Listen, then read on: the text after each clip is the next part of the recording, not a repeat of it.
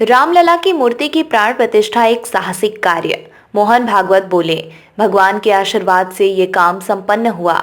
राष्ट्रीय स्वयंसेवक संघ आरएसएस प्रमुख मोहन भागवत ने अयोध्या के भव्य मंदिर में रामलला की मूर्ति की प्राण प्रतिष्ठा को एक साहसिक कार्य बताया है। उन्होंने कहा कि ये भगवान के आशीर्वाद और इच्छा के कारण ही संपन्न हो सका है। सोमवार को पुणे जिले के आलंदी में गीता भक्ति अमृत महोत्सव में उन्होंने कहा कि भारत को कर्तव्य निभाने के लिए उठना होगा और यदि किसी भी कारण से भारत समर्थ नहीं बन पाया तो दुनिया को बहुत जल्द विनाश का सामना करना पड़ेगा। इस तरह की स्थिति बनी हुई है। दुनिया भर के बुद्धिजीवी इसे जानते हैं। वे इस पर कह और लिख रहे हैं। साहस का काम था राम मंदिर बनना। भागवत ने कहा कि 22 जनवरी को रामलला का आगमन हुआ। ये साहस का काम था जो काफी संघर्ष के बाद पूरा हुआ। वर्तमान पीढ़ी सौभाग्यशाली है कि रामलला को अपने स्थान पर खड़ा हुआ देख पा रही है। वास्तव में ये इसलिए हो सका है क्योंकि इसके लिए न सिर्फ हम सभी ने काम किया बल्कि हम सभी ने कुछ अच्छे कर्म किए हैं।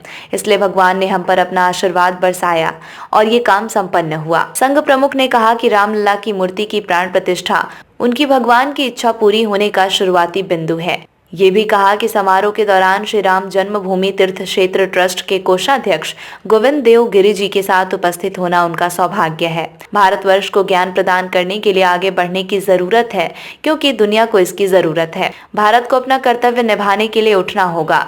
भारत ज्ञान और प्रकाश का रथ है। भारत के प्राचीन ज्ञान पर चर्चा बार बार आयोजित की जानी चाहिए। वर्तमान परिदृश्य के अनुसार प्राचीन पाठ के अर्थ को बिना किसी गलती के ठीक से समझने की जरूरत है। गलत अर्थ से विनाश होता है। समय भले ही बदल गया लेकिन ज्ञान और विज्ञान का मूल वही। उन्होंने कहा कि समय भले ही बदल गया है लेकिन ज्ञान और विज्ञान का मूल वही है। भारत शाश्वत है क्योंकि इसका मूल शाश्वत है। उन्होंने ये भी कहा कि अखंड भारत अविश्वास और कट्टरता की सारी दीवारों को तोड़ देगा और एकजुट मानवता का निर्माण कर विश्व को खुशहाल बनाएगा। आने वाला समय भारत का ही है। बता दें कि गीता परिवार द्वारा आयोजित गीता भक्ति अमृत महोत्सव आध्यात्मिक गुरु श्री गोविंद देव गिरी महाराज के 75वें जन्म दिवस पर भव्य समारोह के रूप में आयोजित किया गया था।